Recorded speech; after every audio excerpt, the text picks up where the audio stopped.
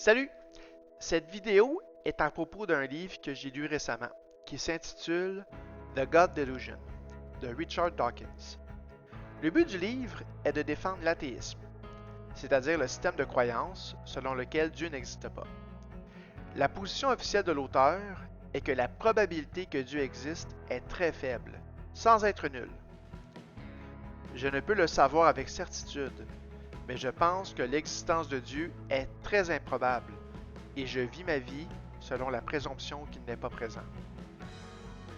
Mon approche dans cette vidéo sera d'abord de présenter de bonne foi la position de l'auteur, tout en soulignant les points positifs.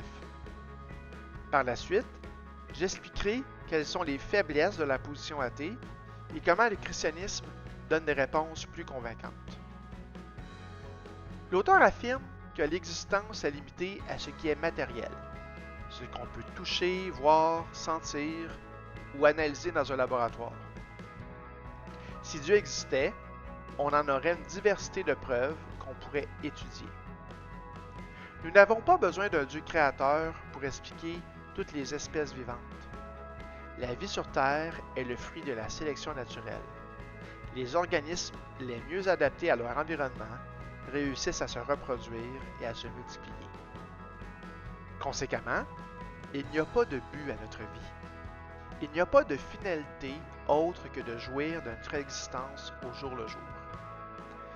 Les êtres humains ont une moralité uniquement parce que cela leur a été bénéfique au fil de leur évolution. Par exemple, ceux qui ont été capables de vivre en communauté sans s'entretuer étaient plus forts que les individus isolés. Il y a plusieurs choses que j'apprécie dans le discours de l'auteur. D'une part, il cherche la vérité, que ce soit dans les interactions humaines qu'il décrit dans son livre, ou bien ses travaux scientifiques, et il met de l'avant l'intégrité et la vérité. D'autre part, il considère que la bonté et l'empathie sont de nobles sentiments, même s'ils sont uniquement basés sur une évolution de notre cerveau. Finalement, je suis en accord avec lui que notre vision du monde devrait être basée sur la réalité et qu'une croyance en Dieu devrait être appuyée par des données matérielles. Justement, y a-t-il de telles données dans notre existence matérielle qui pointent vers un être immatériel, un être spirituel? Je vais reprendre 3 points que l'auteur amène. Premièrement, il débute son livre en affirmant que la nature est merveilleuse. En observant le monde autour de nous, notre cœur est ébahi de toute la beauté et la puissance qui y sont contenues. Et cet émerveillement ne fait que croître lorsque la science étudie l'ensemble des interactions chimiques, des échanges cellulaires, des sociétés d'insectes, la fraie du saumon, les couches atmosphériques et les phénomènes astrophysiques. Tout ceci pousse à l'adoration envers un Dieu créateur qui dépasse lui-même toute sa création. L'auteur lui-même admet qu'un émerveillement face au panthéisme, une espèce de nature divinisée, est évident. Bien entendu, il ne pense pas que cet émerveillement devrait nous pousser à adorer un Dieu personnel comme celui de la Bible. Mais si on se pose la question, y a-t-il des données qui pointent vers un être spirituel? L'émerveillement provoqué par la nature me semble un élément de réponse à prendre en compte. Deuxièmement, l'auteur adresse l'apparition de la vie. Dans la vision de l'auteur, la diversité des êtres vivants sur Terre est explicable par la sélection naturelle. Mais il faut tout de même expliquer l'apparition de la première cellule. L'apparition de cette première cellule est hautement improbable. Une recherche rapide sur Google montre qu'une cellule a une probabilité d'apparaître par hasard avec une chance sur 10 à la 41 000. Pour mettre en relief à quel point la probabilité est faible, notre univers contient 10 à la 82 atomes. Imaginez que pour chaque atome qui existe, vous ayez un billet de loterie. Même en ayant tous ces billets de loterie, votre chance de gagner ne serait que de 1 sur 10 à la 40 918, ce qui est à toute fin pratique, impossible. L'auteur résout cette difficulté de deux manières. D'une part, il affirme qu'il y a un grand nombre de planètes dans l'univers où la vie pouvait apparaître. Je viens d'expliquer que même si chaque atome de l'univers pouvait abriter la vie, ce serait tout de même hautement improbable. D'autre part, l'auteur affirme que nous avons été chanceux. L'auteur cite Mark Ridley, auteur du livre Mendel's Demon, qui affirme que non seulement l'apparition de la vie était improbable, mais également le développement de la cellule eucaryote et de l'apparition de la conscience chez l'homme. Au final, l'auteur affirme que nous avons eu besoin de la pure chance, non pas une fois, mais bien 3 fois. Imaginez que vous jouez aux cartes avec des amis. Pendant que les cartes sont brassées et distribuées, vous allez à la salle de bain. À votre tour, vous examinez les cartes que vous avez reçues et vous avez une main parfaite. Vous jouez et vous gagnez. Imaginez que la situation se produise encore 2 autres fois. À chaque fois que vous allez à la salle de bain, vous revenez et vous voyez que vous avez une main parfaite. Qu'est-ce qui est le plus probable? Que vous soyez extrêmement chanceux ou que vos amis manipulent vos cartes durant votre absence pour vous faire une petite blague? La plupart des gens diraient que leurs amis ont manipulé les cartes. Encore une fois, je propose que les données scientifiques pointent vers l'improbabilité de la vie sur Terre. Il est plus raisonnable de penser que le même être qui a créé une nature merveilleuse soit lui-même vivant et capable d'initier la vie que de penser que nous avons été plusieurs fois extrêmement chanceux. Troisièmement, notre univers est régi par des lois physiques et des constantes. Par exemple, un électron a toujours la même masse, ou bien l'interaction nucléaire forte qui retient ensemble les éléments du noyau atomique ne change pas. L'auteur cite Martin Rees dans le livre Just Six Numbers, qui affirme que 6 constantes de ces lois physiques devaient être finement ajustées pour permettre l'émergence de l'univers tel qu'on le voit en ce moment. Si je reviens un peu en arrière, on pouvait se dire que le grand nombre de planètes rendait l'apparition de la vie un peu plus probable. Quand on pense à notre univers et aux lois physiques et chimiques qu'il dirige, il n'y a qu'un seul univers. Si les constantes avaient été légèrement différentes, notre univers actuel n'existerait pas comme nous le connaissons.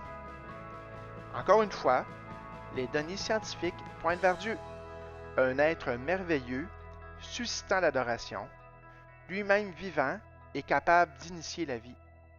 C'est également un être intelligent et sage, capable de finement ajuster les lois physiques pour créer exactement ce qu'il désire. L'auteur répond à ce problème en affirmant que nous vivons probablement dans un multivers et non un univers. Autrement dit, il y a plusieurs univers qui existent en parallèle, ayant tous leurs propres lois physiques. Notre univers avait des constantes physiques permettant la vie, et c'est pourquoi nous sommes présents actuellement. Mais les autres univers peuvent être très différents. Cela m'a étonné que l'auteur aille dans cette direction. Il affirme avec force que nos croyances et notre vision de la réalité devraient être basées sur les faits analysés avec notre raison.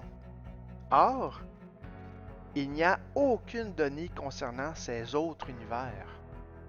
Dans un certain sens, nous sommes prisonniers de notre propre univers et nous ne pouvons interagir avec les autres univers s'ils existent.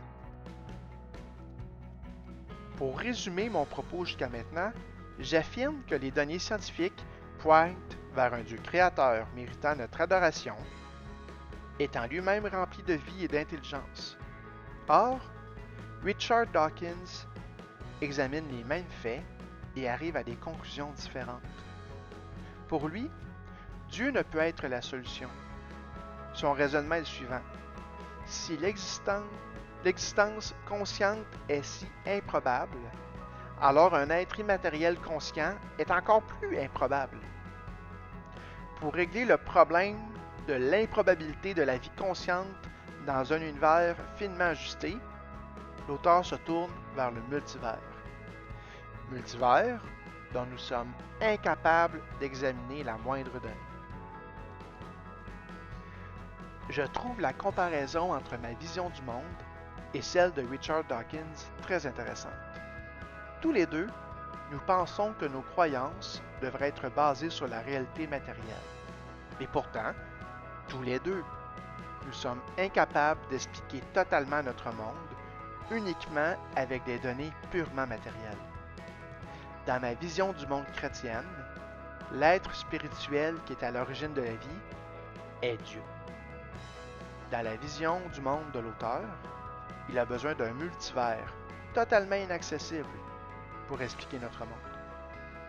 De la même manière que je ne peux vous apporter Dieu en laboratoire pour prouver son existence, l'auteur ne peut prouver l'existence du multivers en laboratoire. Tous les deux, nous ne pouvons prouver de manière empirique, avec des faits observables en laboratoire, notre vision du monde, et nous avons besoin de la foi. Lorsque l'auteur utilise le mot foi, il l'utilise dans le sens de croire quelque chose sans qu'il n'y ait aucun fondement. La raison n'est pas impliquée dans une telle foi. Je dirais plutôt que nous avons tous des croyances profondément enfouies au sein de nous. Ces croyances influencent notre raison. Pour prendre un exemple contemporain, nous avons divers problèmes à régler dans nos sociétés.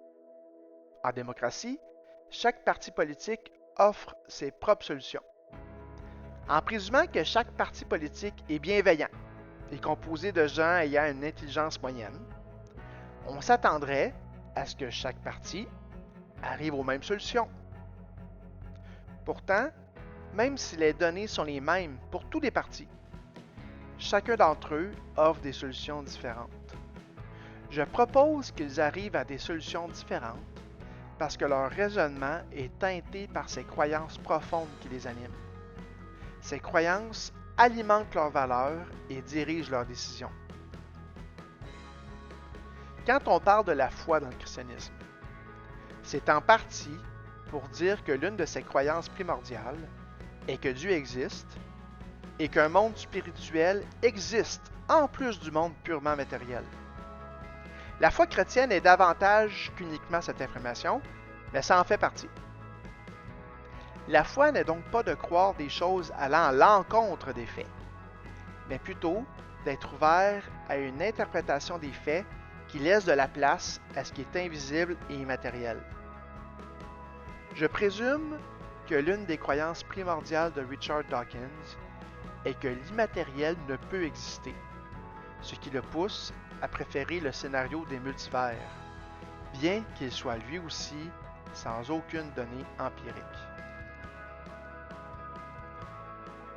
Il y a un problème majeur dans la position de l'auteur. En suivant son raisonnement que toute vie est le produit de la sélection naturelle à partir de la première cellule, l'être humain n'a aucun statut spécial. En réalité, toutes les formes de vie sont dans une continuité biologique. Nous avons l'illusion qu'il existe des espèces différentes, mais cette illusion persiste uniquement parce que toutes les espèces intermédiaires sont aujourd'hui éteintes. Si cela n'était pas le cas, on pourrait facilement les mettre côte à côte et constater la progression des changements au fil des millénaires et des millions d'années. Donc, il n'y a rien de spécial à propos de l'être humain. Il n'y a aucune dignité intrinsèque à chaque être humain. Qu'est-ce que je veux dire par là? Au Québec, on considère que chaque être humain a droit à des soins de santé, peu importe son âge, son sexe, ses habitudes de vie, son dossier criminel, etc. Chaque être humain a une dignité inaliénable qui fait en sorte qu'on lui doit notre bienveillance. De manière similaire, on considère que l'homme et la femme, bien que différents biologiquement, ont la même dignité et la même valeur. Un autre exemple de la dignité humaine. nous refusons de nous nourrir de la chair humaine. Le cannibalisme est une idée que nous abhorrons. Le film Alive de 1993 raconte le fait vécu de personnes ayant survécu à un accident d'avion. Ces survivants sont isolés dans les montagnes enneigées sans aucune nourriture. Éventuellement, ils arrivent à la conclusion qu'ils devront se nourrir de la chair des gens déjà morts. Ce n'est pas une décision triviale pour eux, même si leur vie est clairement en danger. Nous n'avons aucun problème à tuer différents animaux pour se nourrir. Bien entendu, nous ne voulons pas être inutilement cruels quand nous les abattons. Mais il est difficile d'expliquer notre aversion pour le cannibalisme sans invoquer la dignité humaine. Examinons les choses sous un autre angle. L'auteur affirme que nous avons un sens de la moralité parce que cela nous a été bénéfique lors de notre évolution. Ainsi, la bienveillance, la générosité, l'intégrité et la recherche de la vérité sont dans notre génétique parce que les individus ayant ces caractéristiques ont eu davantage d'enfants que ceux qui ne les avaient pas. Notre moralité n'est que le fruit de la sélection naturelle selon l'auteur. Les lions ont une moralité bien différente de nous. Lorsqu'un nouveau lion arrive dans une troupe de lions, il essaiera de s'accoupler avec une lionne. Si celle-ci a déjà des lionceaux, elle refusera de s'accoupler. Quelle solution pour le nouveau lion? Elle est simple, tuer les lionceaux. Après cela, la lionne sera disposée à s'accoupler avec lui. Pouvez-vous vous imaginer pendant un instant qu'une mère humaine accepterait de s'accoupler avec le meurtrier de ses enfants? N'utiliserait-elle pas toutes ses forces et toutes ses capacités pour obtenir justice et vengeance du meurtre de ses enfants? Si notre moralité est basée sur la sélection naturelle, il est possible qu'un jour, au fil des millénaires et des millions d'années, que nous voyons d'un bon œil l'accouplement entre cette mère et ce meurtrier. De manière similaire, peut-être que ceux qui réussissent à mentir sans que cela paraisse auront davantage d'enfants, ce qui fera en sorte que l'humanité des prochains millénaires encouragera le mensonge et le meurtre. Mon point est que de telles situations devraient produire de la colère en nous. Accepter que la moralité dépende de la sélection naturelle, c'est accepter que la moralité soit changeante. La vision chrétienne du monde affirme que l'être humain est digne parce qu'il est créé à l'image de Dieu. Son sens moral lui vient également de cette ressemblance avec Dieu. Peu importe le nombre d'années qui s'écoulera, le cannibalisme et le meurtre seront toujours révoltants pour l'être humain. Prenons ici une pause. Peut-être que vous vous dites, OK, je suis ouvert à la possibilité que Dieu existe, qu'il y ait quelque chose de plus que juste le monde matériel. Mais dans tous les cas, ce n'est pas vrai que je vais croire dans le Dieu du christianisme. Le reproche principal de Richard Dawkins est que le Dieu de la Bible a des exigences capricieuses et que la désobéissance est punie par la mort. L'auteur appelle le christianisme une religion de culpabilité. Tous les êtres humains sont coupables devant Dieu. Du point de vue de l'auteur, on pourrait comprendre si Dieu punissait les pires actes criminels. Par exemple, on pourrait s'imaginer que Dieu frappe de sa colère un tueur en série. Mais la première désobéissance punie par Dieu est d'avoir mangé d'un fruit défendu. Et la conséquence est la mort pour le genre humain tout entier. Pour l'auteur, un Dieu personnel agissant ainsi est des plus déraisonnables. Et cette folie s'exprime de diverses manières à travers les différentes religions. L'auteur mentionne notamment les meurtres et les guerres commis au nom de la religion. De plus, le discours religieux lui-même est incohérent. Comment un être unique peut-il exister en tant que trois personnes distinctes, ce qui est la notion chrétienne de la Trinité? Comment accepter la présence de miracles dans le texte biblique, alors que les miracles ne font pas partie de notre existence? Quelle est la réponse du christianisme face à ces critiques? On doit reconnaître que l'histoire humaine et nos sociétés sont remplies d'exemples d'abus de la part de dirigeants spirituels et de décisions haineuses motivées par la religion. Quand je parlais de la dignité humaine, j'ai mentionné que l'être humain est à l'image de Dieu. Il est fait pour adorer Dieu et lui ressembler. Mais cette image a été tordue par la désobéissance humaine. Ainsi, notre rapport avec la religion est également tordu. Ma prétention ici est que la religion n'est pas ce qui provoque le mal, mais plutôt l'un des conduits par lesquels s'exprime la méchanceté humaine. Dans ce sens, je suis d'accord avec l'auteur. Le christianisme est une religion de culpabilité. Pour Richard Dawkins, l'existence humaine n'a pas de sens, pas de finalité. Dans la vision chrétienne, l'existence humaine a un but, ressembler à Dieu et être en relation avec lui. Et nous ne réussissons pas à faire cela. Nous sommes entourés par le mensonge, la méchanceté et les injustices. Et des gens meurent à chaque jour, nous rappelant que la conséquence de nos échecs moraux est notre propre mort. L'auteur dirait que beaucoup de ces problèmes sont causés par la religion. Par contre, des enfants dans une cour d'école n'ont pas besoin de la religion pour se dire de mauvaises paroles ou exclure des gens. Ou bien, tout le monde est d'accord pour dire que personne n'est parfait. Notre culture contient plusieurs œuvres médiatiques qui démontrent ce fait. Dans les Chroniques d'une mère indigne, une mère ne réussit pas à être la mère parfaite qu'elle aimerait être. Dans Les Invincibles, 4 hommes gagnent en maturité à travers leur expérience, mais on voit que leurs relations interpersonnelles sont souvent brisées par leurs décisions égoïstes. Dans Un homme et son péché, on voit que l'avarice et les manipulations de Séraphin sèment le malheur autour de lui. On se reconnaît dans ces personnages. On reconnaît les problèmes dans nos relations interpersonnelles et dans notre société. Maintenant, on pourrait se dire, d'accord, un Dieu personnel existe peut-être, et les êtres humains pourraient mieux se comporter par moments. Mais est-ce que tout cela mérite vraiment la mort? Dieu n'est-il pas excessif, voire malveillant, de détruire tous ceux qui lui désobéissent? La réponse chrétienne à cette question comporte 2 éléments. D'une part, je disais précédemment que les êtres humains ont une dignité que nous n'accordons pas aux animaux.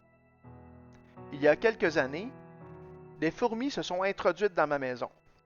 J'ai appelé un exterminateur. Il les a empoisonnées. Vous comprenez que si une famille humaine avait élu domicile dans mon sol, je n'aurais pas utilisé la même solution. Nous n'avons pas de problème à traiter les animaux d'une manière différente de celle des êtres humains. Dans cette manière de penser, nous sommes au sommet de la chaîne alimentaire.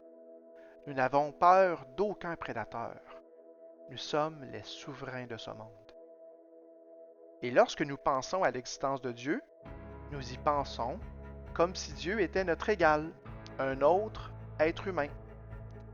C'est dans ce mode de pensée qu'on peut dire que Dieu est malveillant de punir la désobéissance, ou bien qu'il est égocentrique de requérir notre adoration tout entière. C'est parce qu'on le considère comme un être humain. Et en effet, un être humain qui demanderait qu'on l'aime de toute notre force, notre âme, notre cœur, notre pensée, sous la menace de la mort, serait au mieux déséquilibré. Mais Dieu n'est pas un être humain. Dieu est le Créateur. De la même manière que les êtres humains sont au-dessus des animaux, Dieu est au-dessus de nous. C'est une pensée qui nous choque un peu. Nous voulons être les maîtres de notre existence. Il y a ce Dieu créateur qui est au-dessus de nous et qui a des exigences envers nous. un créateur peut faire ce qu'il veut de sa création. Il ne nous doit rien. Il y a un deuxième élément de réponse. La finalité de l'œuvre de Dieu n'est pas la mort de l'ensemble du genre humain. Malgré la présence du mal et de la mort, la Bible est optimiste pour dire qu'il y a une solution. Cette solution ne vient pas de nos efforts ou de notre intelligence, mais elle vient directement de Dieu. Même s'il est le Créateur et qu'il ne nous doit rien, il décide d'agir avec amour envers nous. Il a fait un plan dans lequel Jésus, le Fils de Dieu, allait prendre le blâme pour toutes les désobéissances de l'humanité et mourir sur la croix. Puis, Jésus est revenu à la vie. Ici, il y a deux concepts importants qui sont appelés incohérents par Richard Dawkins: la Trinité et le miracle de la résurrection. Je vais aborder ces deux sujets succinctement. La Trinité est le concept théologique selon lequel Dieu est un être unique et qu'il existe en trois personnes distinctes: le Père, le Fils et le Saint-Esprit. Ça dépasse notre compréhension. L'auteur exprime l'opinion que ce ne peut être vrai parce que c'est incompréhensible. Plus loin dans le livre, l'auteur parle de la physique quantique. C'est un sujet très compliqué et on ne peut pas s'appuyer sur notre gros bon sens pour le comprendre. Voici le point que je veux faire. Dans le monde matériel, il y a des phénomènes qui dépassent notre entendement. Peut-être qu'un jour, la science aura réussi à percer tous les mystères. Mais pour l'instant, il y a encore beaucoup d'inconnus par rapport à notre monde. De manière similaire, je pense qu'il est normal qu'il y ait des choses en Dieu que nous ne comprenions pas totalement. Après tout, le Créateur est plus grand et complexe que sa création. Pour ce qui est du miracle de la résurrection, Richard Dawkins affirme que ce ne peut être vrai, parce que de toute évidence, les gens ne reviennent pas à la vie. Et je suis d'accord avec lui, les gens ne reviennent pas à la vie. Mais je veux encore une fois faire un lien avec la science. Dans la théorie du Big Bang, toute la matière de l'univers était concentrée en un endroit. En suivant les règles classiques de la physique, la gravité aurait dû faire en sorte que l'univers ne soit jamais en expansion. Mais ce n'est pas cela qui s'est produit. On appelle cela une singularité. Pendant un moment bien ponctuel, les règles de la physique n'ont pas été respectées. Donc, même en science, il y a une ouverture pour dire que les règles ne sont pas toujours suivies. Je mettrai la résurrection de Jésus dans cette catégorie. Les miracles sont une singularité utilisée par Dieu pour transmettre un message. Dans le cas de la résurrection, le message est clair. La mort est vaincue par Jésus. Tous ceux qui s'attachent à lui auront un jour la même victoire. Pour conclure, Richard Dawkins voit la religion et la croyance en Dieu de manière fonctionnelle. Dieu est utilisé pour répondre à des questions. Étant donné que nous avons dorénavant la méthode scientifique, nous n'avons plus besoin de cette béquille pour nous aider à avancer. Pour ma part, je ne vois pas Dieu comme étant la source des réponses. Oui, la vérité et la recherche de vérité sont importantes, mais je vois Dieu comme un être relationnel qui me lance l'invitation de le connaître personnellement. Dieu veut être mon père et mon ami avant d'être mon encyclopédie.